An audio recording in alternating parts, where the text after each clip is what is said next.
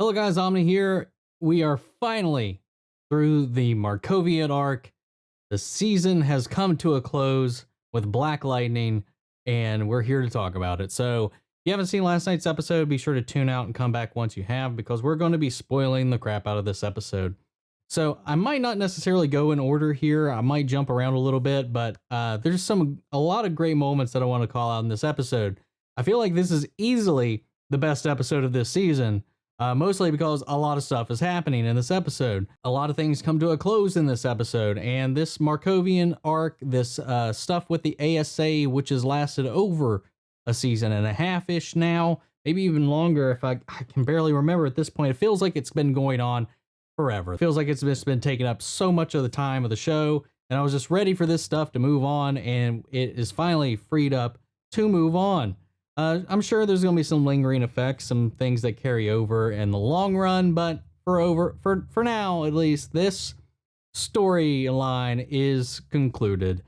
I do want to point out the opening of this episode is very grim. If you remember the reporter who had been broadcasting in secrecy all of the reports and findings and stuff, recording the ASA live blogging to the outside world, or at least so she thought. She's live reporting in the beginning of this episode, and it looks like a gang of Markovians just gun her down while she's live blogging. But her transmission is intercepted by Odell and silenced, so nobody will know how this girl went out, and it's messed up. And we find out that the ASA is actually starting to pull out of Freeland and retreating.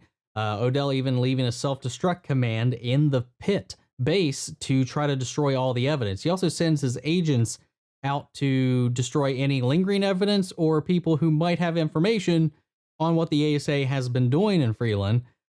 So we get Meta hating Meta. I forget the guy's name, the soldier's name, the soldier that ended up being a Meta himself and just really hates Metas. Cannot remember his name, but he manages to track down Jace and finds her in Brandon's apartment, where Brandon has been called away to help Jeff recover Jen. Because where we pick back up at the end of last episode with Jeff just going all out on Gravedigger after what happened with Jennifer, he just unloads on him, but is overpowered by the amount of abilities that Gravedigger has already consumed into his body, and overpowers Jeff, and he makes off with Jen. That being said, they are able to get away from that, but they go back to Gamby's, and they're able to track the signal to find out where he's holding Jen. And that's when Jeff calls upon Brandon to come help him, because he's like, we need to break her out. We need to get her. And while he's away, that soldier finds Jace in his apartment and just exterminates her while she's already tied up because of Brandon. He just, like, execution style blows her away. And then next he's going after Lynn, who is back at the pit trying to finish up as fast as she can, some kind of serum to counteract Gravedigger's abilities, to neutralize them. And he shows up there to terminate Lynn. And it's there that, she tries to talk him out of it, tries to reason with him. And he's like, she even talks to, I'm trying to save people like you. He's like me. It's like, cause you're a Meta. And he's like, I'm not a Meta. I'm a soldier. But he tries to take her out. But thankfully, she had injected herself with that force field ability that she had with Tobias early in a couple episodes ago, and defends herself, and then she kills him. She does. She defends herself and kills him. When Jeff and them are tracking down where Jen is, Gravedigger has already left Jen. But just before that, they have this debate on the ethics of the country versus racism versus Obama versus Martin Luther King. Varying opinions. He thinking all those people were just cowards because they didn't act, that they should have fought and taken what they want, and he's going to take his people, take all these metas to another country that gives a damn about them.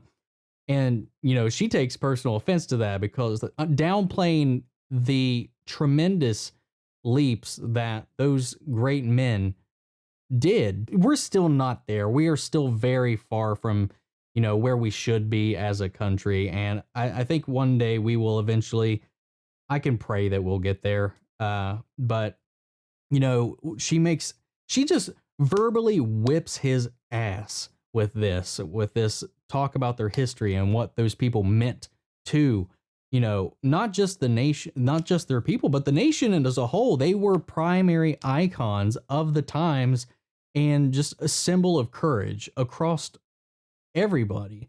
But not only between them, what it means for them, what it means for Freeland, what it even means in the tone of the show itself, in this world tone, the show itself, towards people's general attitude towards metas. It's very much like the X-Men and Marvel side of things. They are an ostracized people. Aside from the people in the tight that everybody's like praising, the general meta is not received in such a well manner. And, you know, there's multiple layers and facets to it. And she's like, what you're doing undercuts every achievement that those people fought for. And he doesn't even have a good rebuttal. And he just leaves her there to go track down the other metas, to go find them and recruit them and force them into his army. Shake my fist. But, you know, as he leaves, Jeff and Brandon show up and break her out. Then they go to the pit, where I guess is where they're assuming they're going to go. But he locates the resistance, where the resistance has been holding up the metas, I guess, taking them to the pit. Because it was this episode was all over the place, jumping around all the time. They go back to the pit, and, you know, the resistance is fighting back, trying to hold him off, and he just uses his push ability and tells them all to fall asleep, and they just all pass out. And then infiltrates the base, where he comes across Grace and Anissa, who are trying to get the metas into the safe house, into the safe room down there, to be, you know, trying to protect them from Gravedigger, as well as this self-destruct sequence that's going on. So he confronts them and pushes Grace and tells her to kill Anissa. And so they're just going at it, and this is tearing Anissa up because she's trying to hold back to not hurt Grace, but she ends up having to fight back and just launches her into the ceiling, knocking her unconscious. And at the end of the episode, we find out she's knocked her into a coma. And who knows where that's going to leave now. She's in a tore up state at the end of this for sure. But Gravedigger makes it past the both of them. Luckily, the metas and all that, as far as I could tell, got away safely, because Jeff and Jen show up, you know, and find the bodies laying down for where he had knocked out unconscious all of the people outside. And there were some Markovian scouts around the area, like watching and scoping out for things, and they have Jeff and them in their sights. But Henderson and his crew roll up on them and take them out, but it's not without casualties, because within that exchange, Henderson gets shot by their anti-meta weapons, which blows a hole in his chest. He's got a hole in his chest, and Jeff goes up and consoles him as he's dying, and we lose Henderson. Henderson's gone. Such a hard hit. I love that dude. Especially after, you know, them fighting on the streets of Freeland and Lala and his gang finally coming in and even getting their back in a way. It's more like, you know, enemy of my enemy is my friend for just a moment.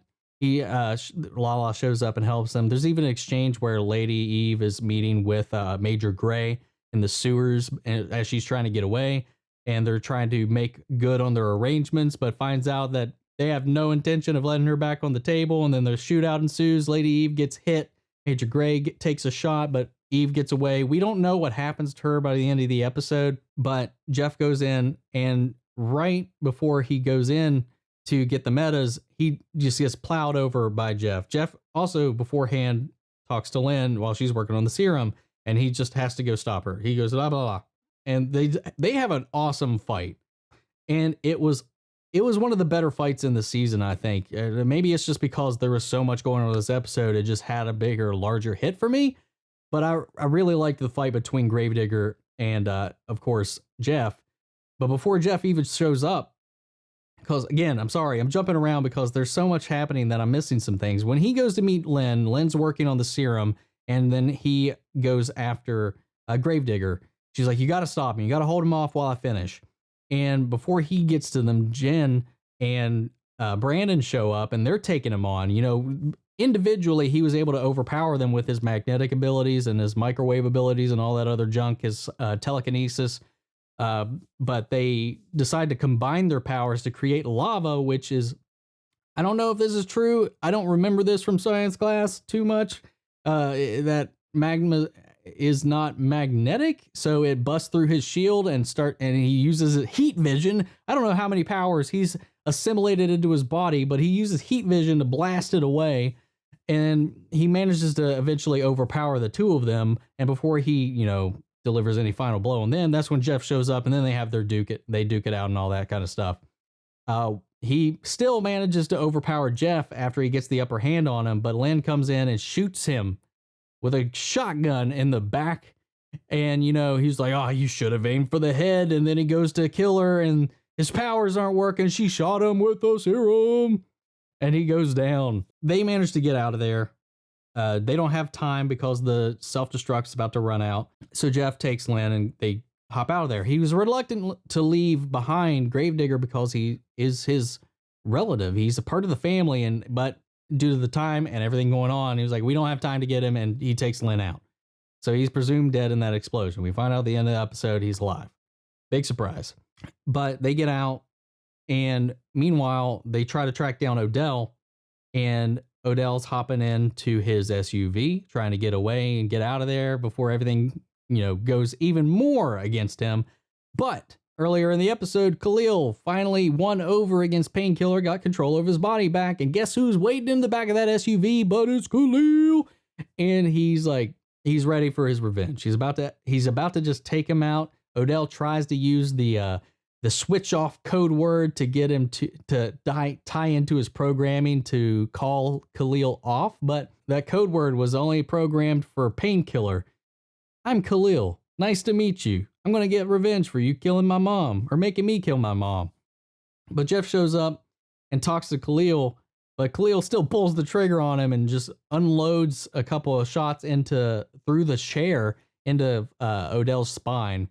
And he's like, there, I blew a couple holes in his spine. He won't die, but he'll feel like he'll basically be in the same situation Khalil was before he found him. So he's like, there you go. He's all yours. And Khalil rides off into the sunset to wherever we see him later. Major Gray, not knowing any of this is happening, continues her onslaught and goes to Gamby's tailor shop to try to take out the rest of the Pierce family and Gamby and all this stuff. But he's expecting that. There's even this moment when her troops enter the building, and he's like, thank you for bringing me the only remaining people that know the Pierce family secret. And he baits them down into the lightning cave. I don't know what else to call it. I'm losing my mind here on this stuff, man. And him and TC pincer move them as they're coming down the stairs and open up the grates, or whatever you want to call it, this big old sliding metal doors, and they just unload on them, taking out all of the ASA agents. So pretty much all of the ASA is rendered completely inept, useless, and gone, and Odell helpless to get away. As we see at the end of this, them meeting with this committee, Freeland is finally out of quarantine, released from this government lockdown, and there is a committee put together to handle all of the mishappenings with the government and all this stuff, to bring things to justice as a head and take responsibility with the government over everything that happened in Freeland. There's a huge hearing, and it's at that hearing that Black Lightning presents the briefcase of the ASA that has all of their information on it, and it's decrypted thanks to TC, and he turns it over as evidence. They say they're going to punish Odell to the fullest extent of the law, and effective immediately. The ASA is disbanded and terminated for good, and justice is served. Hopefully justice is served. I thought there was a great ending to that. There's plenty of metas that are all stabilized now, thanks to Lynn, who, as we see, has started taking the green light again to further her research, because she does say at a meeting at some kind of conference or something in Gotham that she's stabilized all of the remaining metas, so they're all stable and happy, and they're building a boarding school to take all the metas and house them. There's something that was like that came up in Young Justice too. Very similar to this, a place for metas to go and live and learn, and learn how to control their abilities, just go to school, have a place to live. Kind of like the Xavier's school for gifted children or gifted youngsters, whatever it is. Kind of something similar to that. So yeah, a lot of good stuff in this, and also it opens up the at least Freeland and Black Lightning to a greater scope now with more metas, more potential, and even now that this quarantine is gone, maybe even Jefferson can go and play with some of the other characters a little bit more. I still want to see like another crossover with him and Barry Allen. That would be really interesting. I'd love to see that. I mean, I really hope this frees up Jefferson and the gang to really kind of make use of this connected universe they've built after Crisis on Infinite Earths. But yeah, I thought this was a fantastic episode. There's a lot of good moments in this. I got emotional a couple of times, at least, especially with Henderson, man. It still pains me. I'm glad what Odell got in the end. I think he definitely deserves more. We might even see him later down the road. Tobias shows back up, kind of on the lam, as you will, doing his thing. Definitely now that the ASA is gone, he's planning on heading back to Freeland. Whatever stuff is going on with the Lady Eve, Lala, and all of that other stuff, because a lot of that hindered around that briefcase. So I'm curious where that's going to go now that the ASA betrayed Lady Eve. The briefcase is no longer even in play. The briefcase is going off to the government as part of this hearing, condemning the ASA.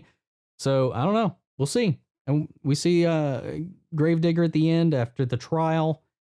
And he has like that like facial disguise mask thing that like Gamby has. Don't know where he got that, but he's in a suit advising, watching over the hearing, and he smiles at, I guess, the justice being served in a way that maybe he didn't think. So maybe he won't necessarily be trying to thwart the team later down the road. I don't know. We'll see.